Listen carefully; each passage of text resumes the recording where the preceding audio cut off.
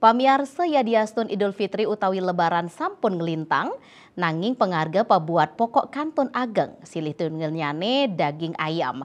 Ring pasar ketapean dentim, arga ayam petang dase kantos setiman tali akilo punika taler sani kepanggihan ring pasar tradisional Ubung.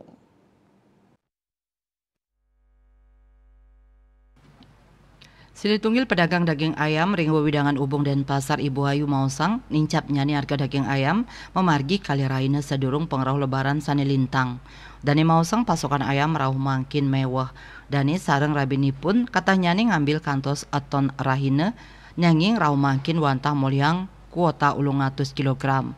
Nanging pengarsa daging ayam kantun ageng santukan pedagang sani lianan pameka sani magam Islam kantun libur lebaran.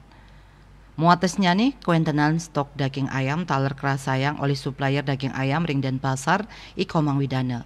Dani Mausang distribusi daging ayam ring Bali kuatesin santukan kuentenan nyani akidik.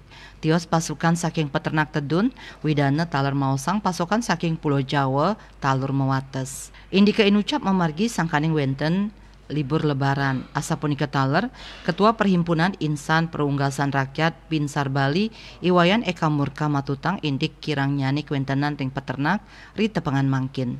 Peternak wantah side nyiakayang 100 kantos 100 kali dase tali ukud rahina. Dani sedurung nyani side nyiakayang 100 pitung dase kantos satak tali ukud rahina.